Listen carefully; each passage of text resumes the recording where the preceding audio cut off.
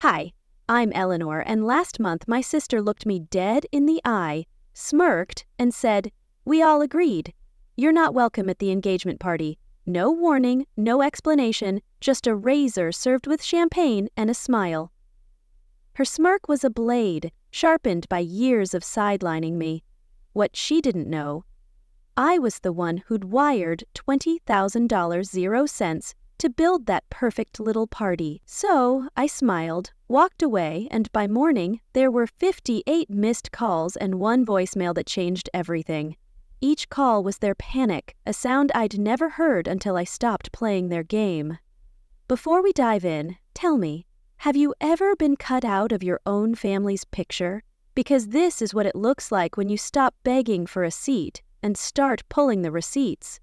It was 3:15 p.m. when the group message came in. I had just emailed a final marketing report to one of our long-term corporate clients, leaned back in my chair, and stretched out my fingers. The sun slanted through my office window, the kind of warm Californian light that made the world look honest. Then my phone vibrated. "Hey everyone, can't wait to see you all at the party. Eleanor, we talked. It's best if you sit this one out." No hi, no call, no explanation, just that, from Celeste, my sister, my only sister. Her words burned, a deliberate cut to erase me from her spotlight. The thread was still pinging, our cousins sending heart emojis, one of them asking if she should bring deviled eggs, but all I could see was that one line. I blinked at it, read it again, then once more, slower this time, hoping it would change. It didn't. My name, mine, had been carved out of a moment I had helped create. And Celeste had typed it like I was a footnote. I locked my phone. I unlocked it, then locked it again. My eyes burned, but I told myself it wasn't worth crying over. Not here, not in the office with the team 2 doors down. I stood up too fast, told Susan I needed to grab something from the storage room, then walked straight past it and into the women's restroom. Once inside, I ducked into the last stall, locked it, and sat on the closed lid. That's when my chest cracked open. No sound, no sobs, just this deep, thudding ache behind my sternum. It was a betrayal so familiar it felt like home, yet sharper this time.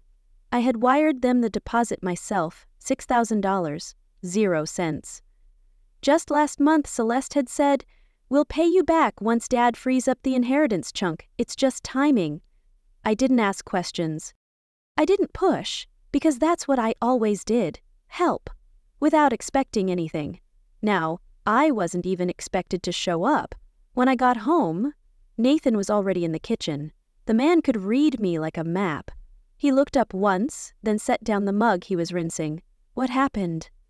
I shook my head, tried to smile, then handed him the phone. He read the message once and didn't blink. "This isn't just a party," he said. "This is a message. They don't see you." His words were a mirror, reflecting every slight I'd let slide. I sat on the arm of the couch, exhaling like the words had knocked something loose in my spine. "Maybe they just think I'm too busy with work. I've missed some calls lately." He gave me a look I'd learned to stop arguing with. "No, they think you'll stay quiet like always." He wasn't wrong. I'd thought about Mom's 60-second 2 years ago. I had spent a week coordinating it.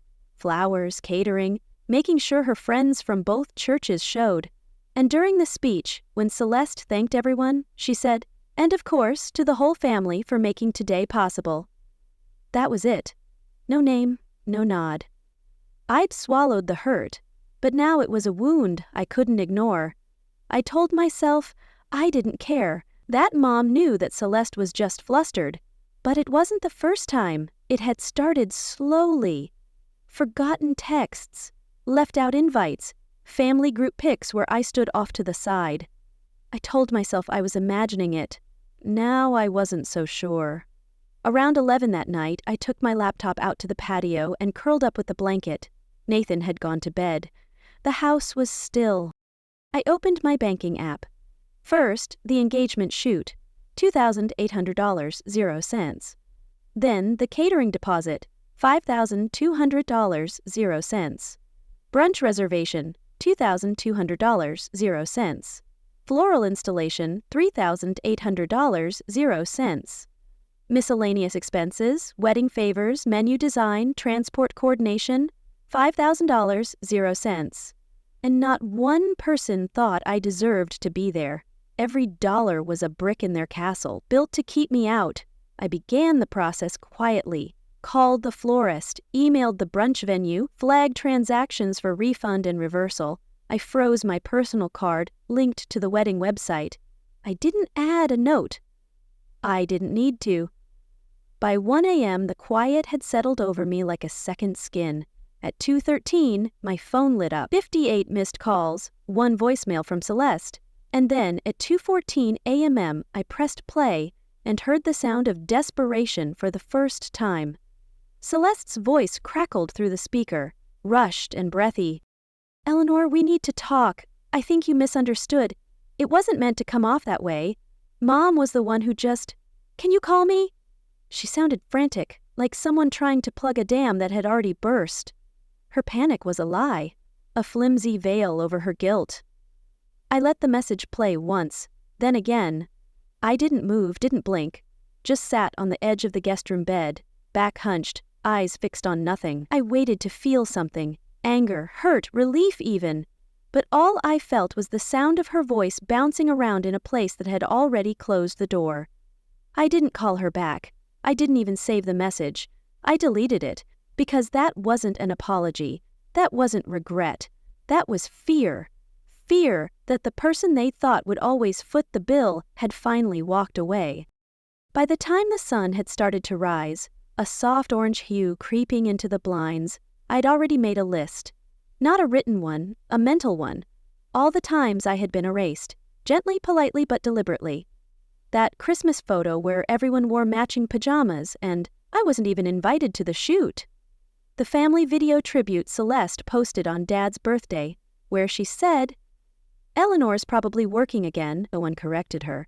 And Mom, smiling at a dinner party, glass in hand, turning to her friends and saying, "Celeste always had such refined taste, didn't she? She gets that from her father." Then catching herself and adding, "Oh, and of course, Eleanor has her strengths too." I had paid for that party. Every flower, every chair rental, the overpriced hors d'oeuvres Mom said she hated but finished all the same. Her dismissal was a script, one I'd memorized but never challenged. It was always like that. I gave, they took, and when the moment came to acknowledge me, they reached for someone else. 6 months ago, when Celeste's engagement party planning began, I'd offered to help because no one else had a clue what they were doing. She wanted a vineyard vibe, chandeliers and trees, charcuterie boards shaped like her initials. I made it happen. Called the vendors, paid deposits, upgraded the champagne tower because I knew that's what she secretly wanted but wouldn't ask for. I dreamed of her joy, only to find she'd planned to steal the credit. At night, after the toast, I waited. I had been asked to say a few words. I wrote a short, thoughtful speech. It never happened. Instead, Mira, Celeste's loud, overly tanned best friend, grabbed the mic and said, "Honestly, I've done so much for this girl, I might as well be the maid of honor." Laughter, applause. Even Celeste laughed, playfully, pushing Mira's arm like it was all harmless fun. Her laugh mocked my efforts, a sound that echoed her betrayal. Later that night as we drove home, Nathan glanced at me and asked, "Did you notice how they skipped over your speech?" I lied and said I forgot, but I hadn't. I remembered every second of that awkward pause when the MC looked around and said, "Well, that wraps it up." This time, I wasn't forgetting anything.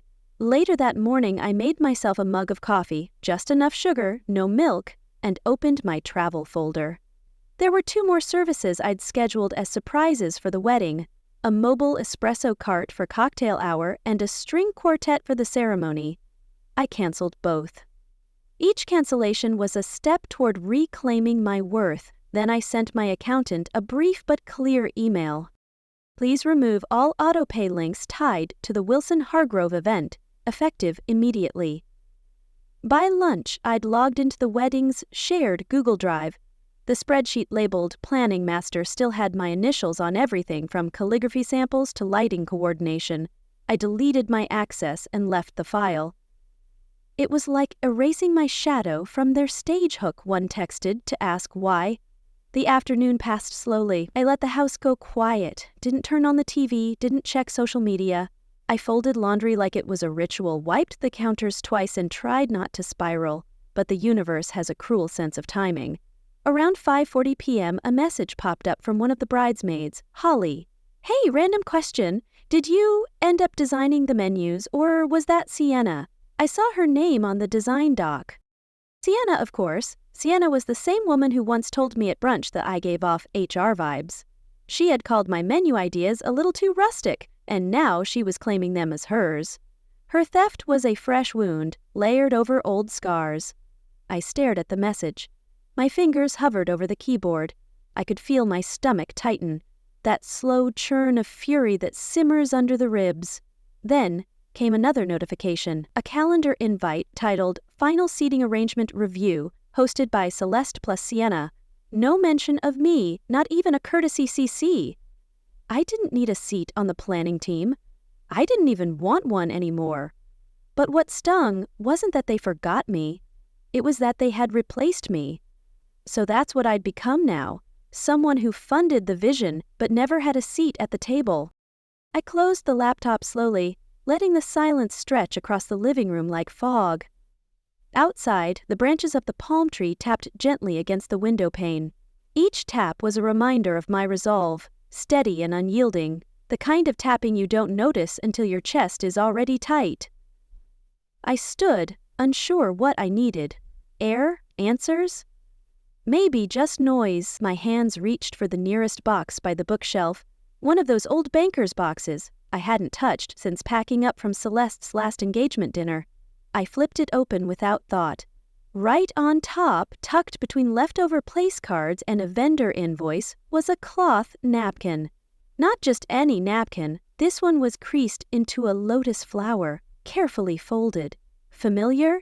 I'd learned that fold from Grandma Marion when I was 14. She used to say, "Hospitality is an art. Even the napkin should say, 'You're welcome here.'" I remember showing it to Celeste during the planning phase of her first engagement dinner. She wrinkled her nose and said, "It's a little too much, don't you think?" But then, a week later, I saw those napkins folded exactly the same way on the tables. No credit, no mention. She'd stolen my art, knowing it was mine, and that betrayal cut deepest. That same night she told someone across the table, "I always have to tone Eleanor down. She's kind of intense about this stuff." And there it was again. Too intense. It had followed me like a shadow since high school. Anytime I pushed for acknowledgement, I was dramatic. When I stayed silent, I was cold. Either way, I was always too something. I sat back on the floor, the napkin still cradled in my hand like a relic. It hurt more than I wanted to admit, not because she'd used my idea, but because she knew it mattered to me, and that's exactly why she buried it. It was a calculated move to keep me small, and that truth fueled my fire. Later that afternoon, I was in the kitchen when Nathan leaned against the doorframe, arms folded. "Do you even want to go anymore?" My answer came too quickly. "Of course." Then quieter. "I mean, I've already put so much into it." He didn't move, just blinked once. "That's not what I asked." The fume of the fridge filled the silence that followed. I opened my mouth but said nothing because the truth was, I didn't know anymore.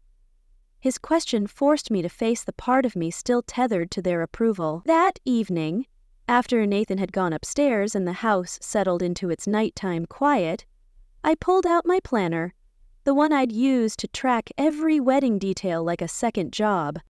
I slipped to the month of the wedding and started annotating everything in red ink. $4,500, 0 cents. Custom florals, $1,000, 0 cents. Stationery suite, $2,600, 0 cents. Arch rental, $2,200, 0 cents, just in case cancellation buffer I'd prepaid in case anything goes wrong. Celeste had said I drew a thick, unapologetic X across the top of the page. Celeste's wedding around 10:30 p.m. Just as I was getting ready to log off and turn in, my phone rang. "Aunt Vivian," the screen read. I hadn't heard from her in over a year. "Hey, sweetheart," her voice came gently. I debated whether I should say anything, but I saw the seating chart. I sat up straighter. "What about it?" "You're not seated with the family, Eleanor. You're not even in the front half of the ballroom. They've got you under extended circle." My mouth went dry. "Extended circle?" I repeated. Vivian paused, her voice softening even more. "I asked Celeste about it and she passed it off. Said you didn't want to be too visible. Then she mentioned your mom told her that—" I felt something in my chest contract. A quiet collapse. "She said I didn't want to be visible. The lie was a knife, twisted to keep me in the shadows." "Honey," Vivian didn't finish. She didn't need to. I thanked her for calling and ended the call before I heard more sympathy in her voice, because I wasn't ready for sympathy. I wasn't ready for anyone to remind me that I should have known better. For the next hour, I printed every single receipt I could find tied to the wedding.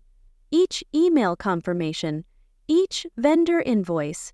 I stapled and organized them neatly into a folder. Each page was proof of my unseen labor, a testament to their theft.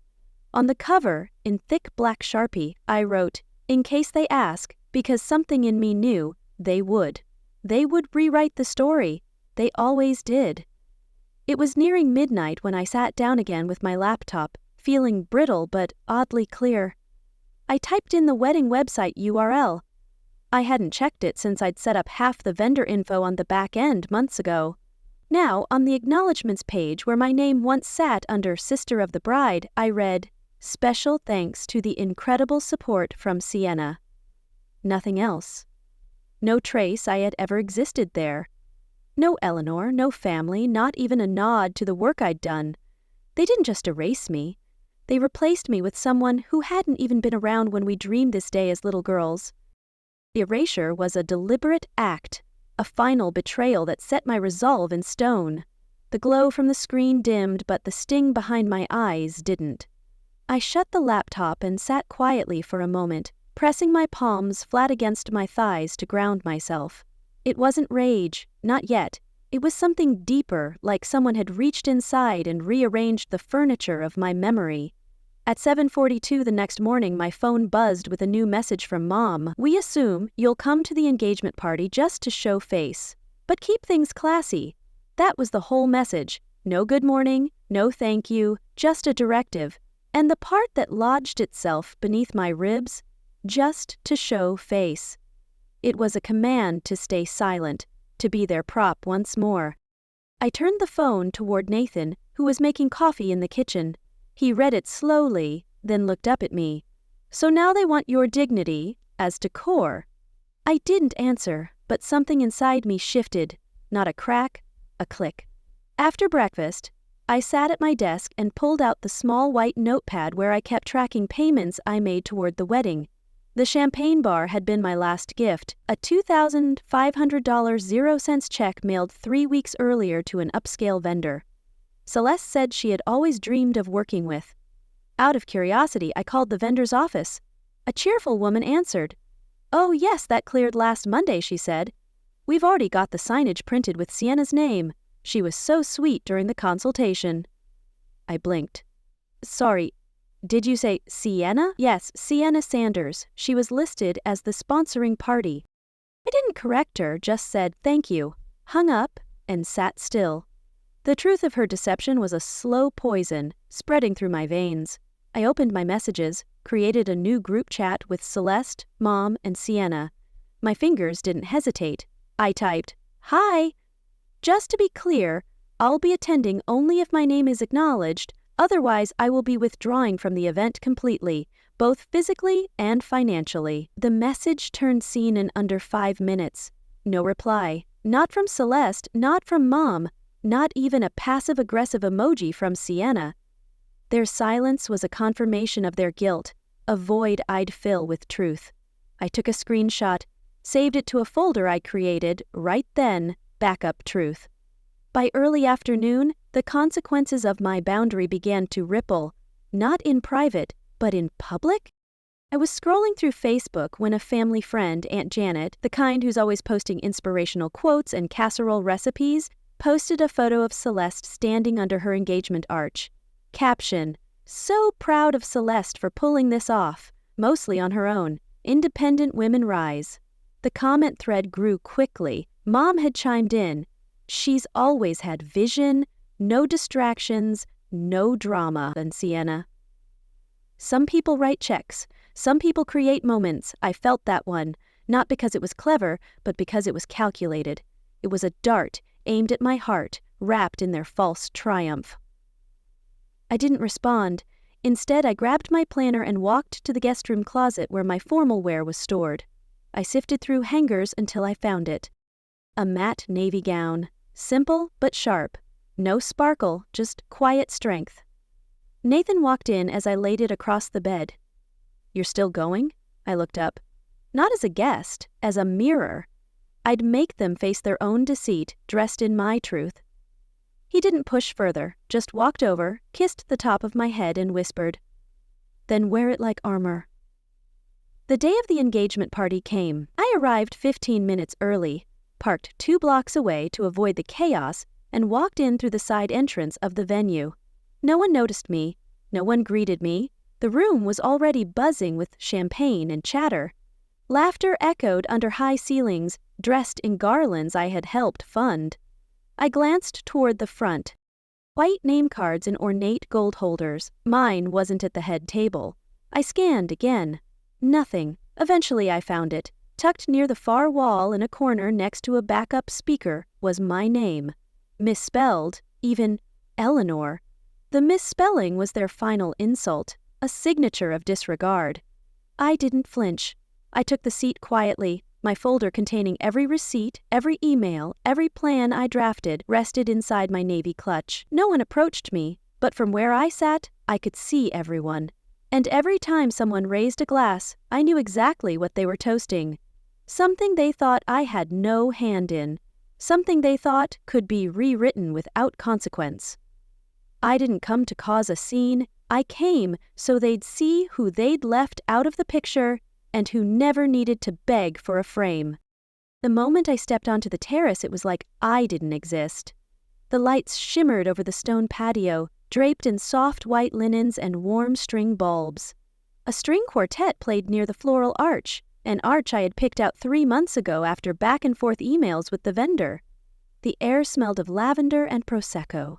No one looked my way. A temp in a black vest approached me holding a clipboard. "Ma'am, this entrance is for vendors. Can I help you find the staff check-in?" I blinked once. "No, thank you. I'm a guest." She nodded, embarrassed, and stepped aside. I walked slowly toward the garden's edge, past a hand-painted welcome sign propped on an easel. In delicate gold script it read, "A love built on real support. Celeste and Sienna." Real support, I repeated to myself quietly. The irony cut deeper than the wind did. It was a lie in gold, mocking my sacrifice. I chose a seat in the very last row, far from the murmurs, laughter, and camera flashes. From there, I could see the front stage, the chandeliered tent, and the slideshow screen being prepped.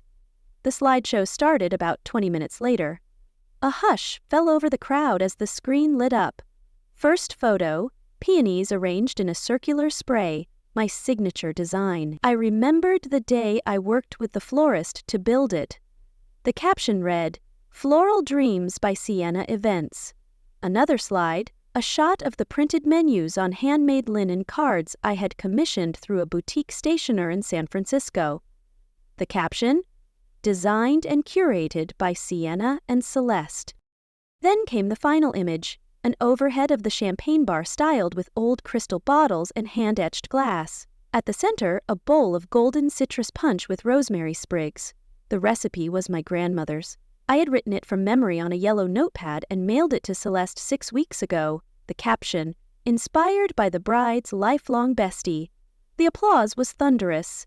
My mother, seated near the front in a shimmery silver gown, clapped with both hands. Her smile reached the ceiling. No one turned to me.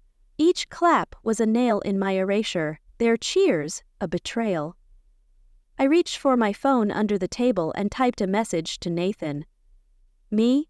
They just erased me. It's happening in real time." A moment later, Nathan, do you want me to come get you? I stared at the screen. My thumb hovered, but I couldn't bring myself to answer. A shadow leaned in beside me. Mira, my cousin, bridesmaid, and the only one in the family who ever called out the obvious. She whispered without looking directly at me. You should have known they were going to do this. I turned toward her. I did. Then why'd you show up? I'm not here for them. She finally looked at me. Then who? I didn't blink for the part of me that finally stopped apologizing. My words were a vow, sealed in my defiance. She said nothing after that, just nodded and turned back toward the stage. The clinking of a glass echoed across the terrace. Celeste stood, now radiant under the lights, in a champagne-colored gown. She raised her flute. I just want to thank every single person who supported this journey from day one. She began to Sienna for being my rock. To my mom who believed in my vision, to Tara, our amazing floral intern, and to all of you for showing up for me and making this night magical. Her eyes swept the crowd. They landed on me, held for a beat too long.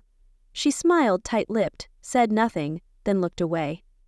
Her glance was a dare to stay silent, but my fire burned brighter. The crowd clapped again. Someone near me coughed. 2 guests glanced in my direction with half-curious expressions, like they couldn't place me. One offered a polite, confused smile. I nodded back slowly. I didn't match their energy. I just acknowledged it and tucked my phone away. I stood quietly. No one noticed. I stepped off the stone terrace, heels clicking against the path as I walked toward the parking lot. The wind had picked up slightly, rustling the hem of my gown. Inside the car, I opened my clutch and pulled out the folder I'd carried all night. I slipped in one final page, the invoice from the linen vendor for the exact napkin fold design, the one that now graced every table. Then, across the top of the cover, I wrote in blue ink, proof of everything you took and claimed as your own. I closed the folder with steady hands. I left behind a chair with my name never written, but walked out carrying the truth they hoped no one would ever see. By the time the sun rose, I'd been up for 2 hours, fully awake, fully aware. I sat at the kitchen counter in my robe, hair still pinned up from the night before with a mug of coffee I hadn't touched. The house was quiet. Nathan had gone for an early jog, leaving me alone with the stillness and the folder I'd carried out of that engagement party like it was evidence, because it was. I opened my laptop and began uploading every receipt I had, itemized payments, email confirmations, mood boards, sketches, catering agreements, even photos of handwritten notes on Celeste's vision board that I had helped her build 2 years ago when she first said, "Let's do this right." My name, my timestamps, my edits. I labeled the folder Wedding Ghostwriter when credit isn't free. Each file was a brick in my fortress of truth.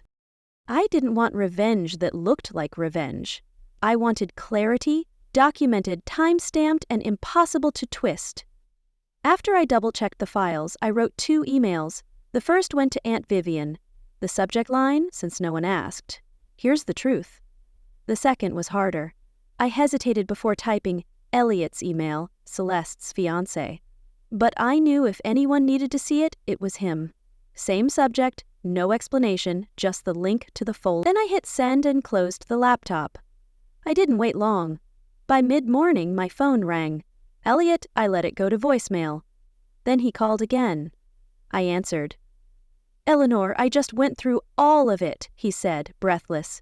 "The designs, the contracts, the dates. You did all this?" "Yes," his voice dropped. "Why didn't you say something?" I stared out the window. The sky looked cleaner than usual. Because the people who were supposed to know already knew and let it happen anyway. There was a long pause. I thought you stepped back. Celeste said you were overwhelmed, that you didn't want the attention." "No, Elliot, I was pushed out and then replaced with someone flashier." He let out a shaky exhale. "I don't know what to say." "You don't have to say anything," I said. "I just needed someone to finally see." His silence was a crack in their lie, a breath of vindication. He promised to call again. I didn't expect him to. By lunchtime, Celeste's name popped up on my screen.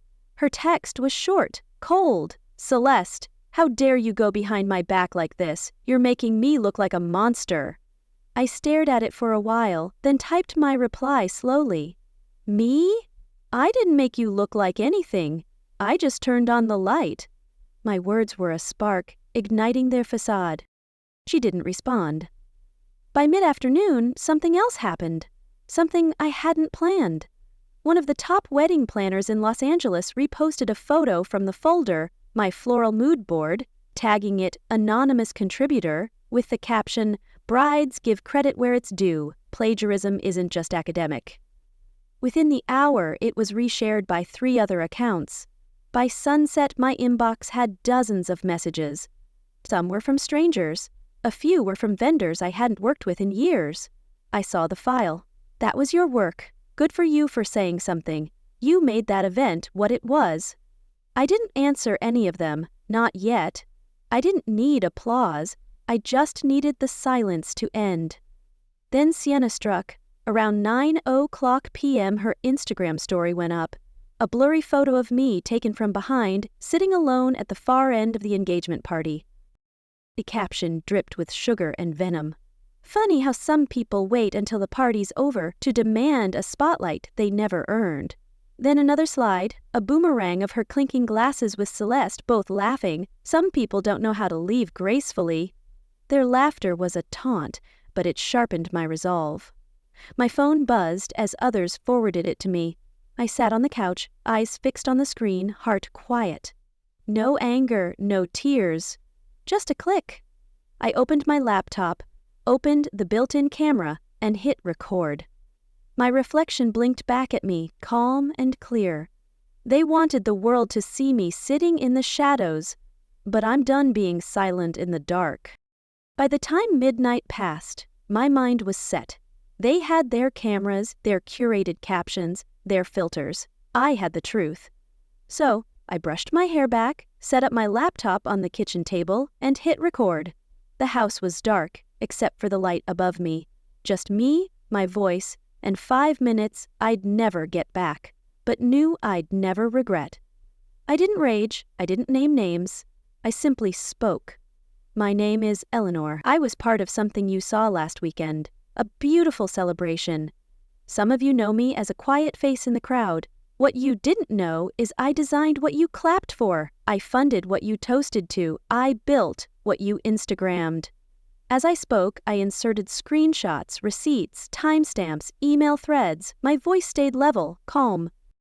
The funny thing about being erased is it doesn't always hurt. Sometimes it clarifies. And then to close, when people say you didn't show up, sometimes it's because they shut the door before you arrived. I clicked upload. The title, "A Quiet Seat, a Loud Truth." I wasn't sure who'd see it. I didn't promote it, just posted it publicly, turned off comments, and went to bed. The next morning, my phone was lit like a Christmas tree. 34,000 views. By noon, wedding vendors were resharing. A popular planner I'd never even met wrote, "Creative theft doesn't always come from strangers. Sometimes it wears pearls and hugs you at brunch." The hashtag Invisible Sister trended by late afternoon. I read the comments silently. She was erased and still showed up with grace. This is why I record everything now. Families like this break people. I didn't reply. I didn't repost. I just watched. Then Celeste broke her silence. A text at 3:12 p.m. "Celeste, you've gone too far. People are canceling vendors over this." I looked at the screen, then typed, "Me. I haven't even said your name." Her response came instantly. "Celeste, you didn't have to. Everyone knows." Her desperation was palpable, a crack in her armor. That was all she wrote. Then Sienna decided to skip me and go straight to Nathan. She DM'd him on Instagram. "Sienna, hey, I know things are tense, but can we talk? I feel like Eleanor's spiraling." He blocked her. Didn't even tell me until hours later. "She's trying to spin it like, you're unstable," he said, handing me his phone to see the blocked notification. "She must be scared." I didn't smile, but inside I felt something settle, like a loose hinge finally locking into place. Then came Elliot. At 7:21 p.m. I got a voice message. "Hey, I saw the receipts. I read the folder, and I've had enough of the lies. I'm sorry I didn't see it earlier. I'm talking to Celeste tonight. I told her I want to pause the wedding planning. Pause. He continued. You need to fix what you broke. Not just with your sister, within yourself. I didn't reply. What was there to say? It wasn't my mess to fix anymore. His words missed the mark. I wasn't broken. I was reborn.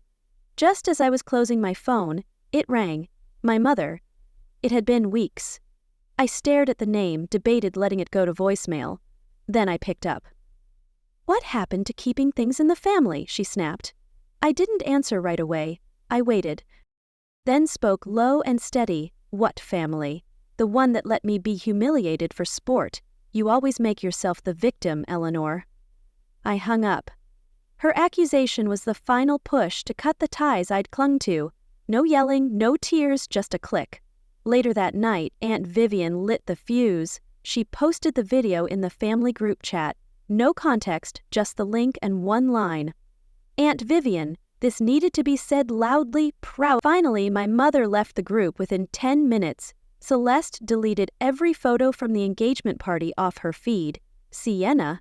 She posted a selfie holding a smoothie. The caption read, "So done with messy energy." But at 11:03 p.m., a message popped up on my screen from Celeste. Celeste, can we talk? I stared at it for a long time. I had no idea whether that message was the start of an apology or another setup. I stared at the screen for a while, rereading Celeste's message. Can we talk? It could have been an olive branch, or a knife disguised as one. I wasn't the same person who'd begged for their scraps, and that truth was my shield. Instead of replying immediately, I forwarded the text to Avery Monroe, my lawyer, a family law specialist, sharp as glass, kind as winter sun. She was the only one I trusted to sit with me through whatever was about to unfold. Celeste had suggested we meet at a cafe halfway between her place and mine. I countered, my lawyer's office tomorrow at 2 p.m. Agreed, albeit with a ...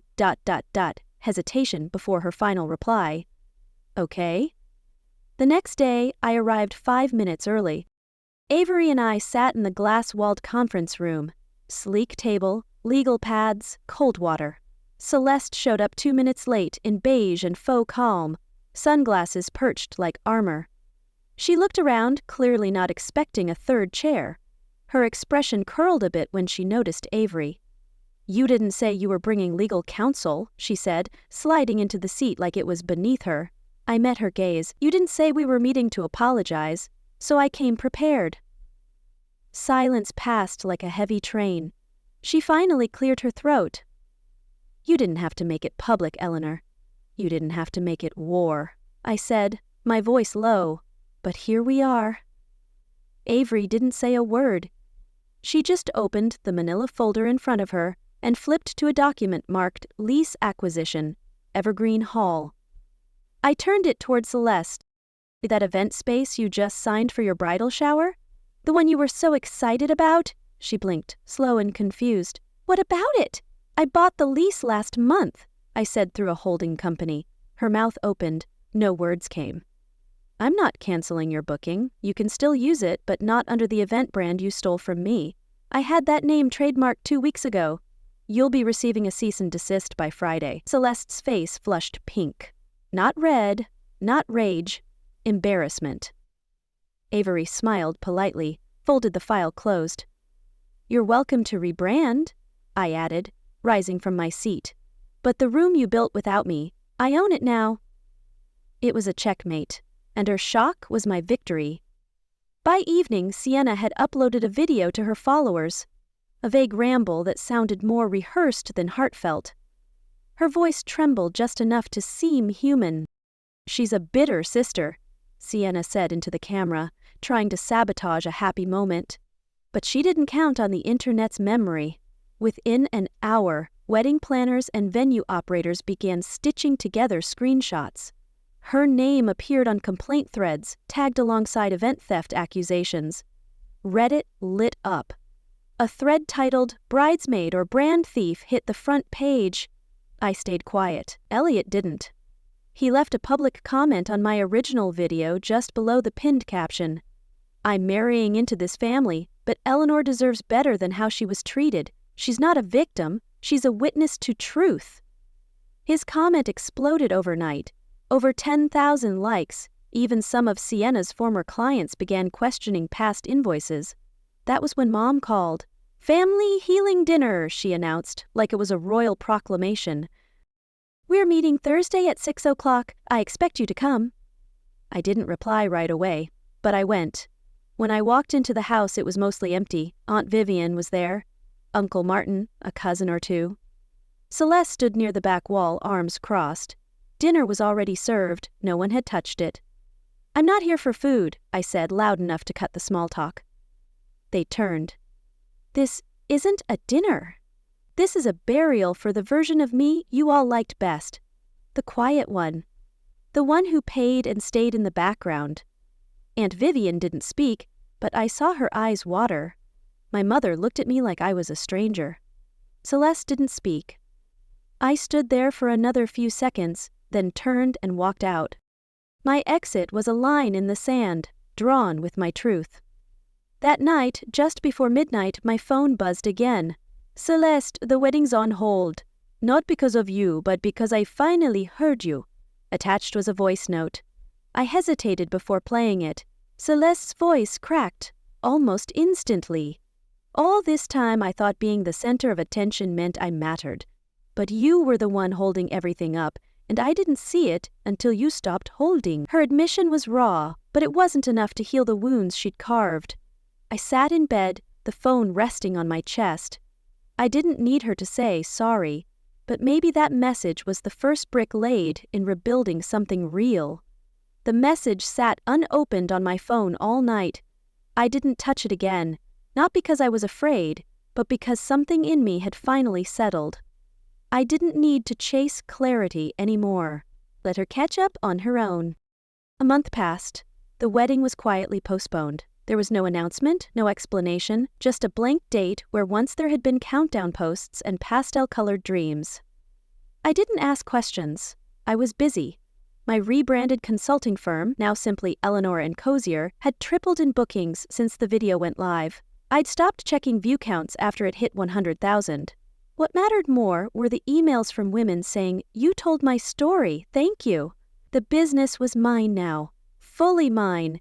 No more sharing credit with people who couldn't spell my name right on press releases. No more letting someone else step in front of the camera while I stayed up building the blueprint. Most days were quiet, focused, freeing. Then, on a Tuesday morning, a small padded envelope arrived at my office. No return address, just my name, handwritten. I opened it slowly.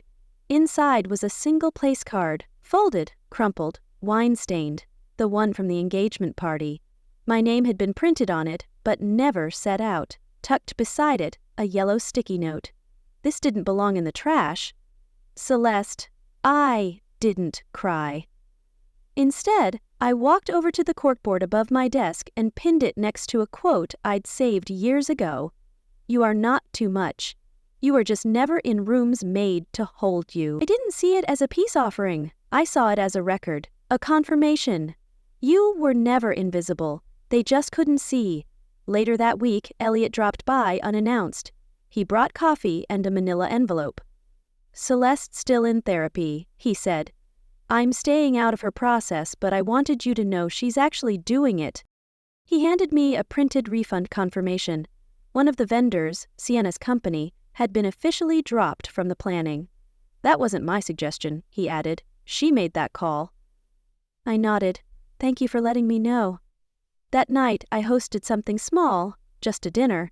Nathan, Aunt Vivian, a couple close friends who'd stood by me when the lights dimmed. The table was long, linen draped, set with simple white plates and flickering tea lights. No toasts, no speeches, just laughter between bites, soft jazz in the background and the sound of being seen.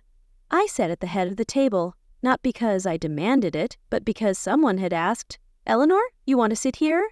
And for the first time in a long time, I said, yes. After they'd gone home and Nathan was asleep, I found a letter in the mailbox. No return address, but the handwriting gave it away immediately. My father, he'd said nothing during any of this, not a word in group texts, not a like, not even a blink. But there it was, a page of clean, unlined paper. I saw what they did. I said nothing. I was wrong. I've watched you walk through fire without setting anything aflame. I admire you, and I hope one day to earn your trust again. There wasn't a single excuse in that note, no rewrites of history, just a pause, a breath, a beginning. I kept it, not for reconciliation, for record. Later that week, I sat down in front of the camera again. No script, no folder this time, just me. A little older now, a little quieter, but clearer. I wasn't kicked out of a wedding, I said. I was freed from a role I was never meant to beg for. Sometimes you don't need a stage, just the silence to hear your own worth again. And if someone tells you you don't belong, remember, that's not rejection, that's redirection. Because now, when I sit at any table, it's because I pulled up the chair myself. I ended the recording there. No music, no dramatic fade out, just truth. Above my desk, that wrinkled place card fluttered slightly under the breeze from the ceiling fan, and this time my name was on it, in ink, not invisible.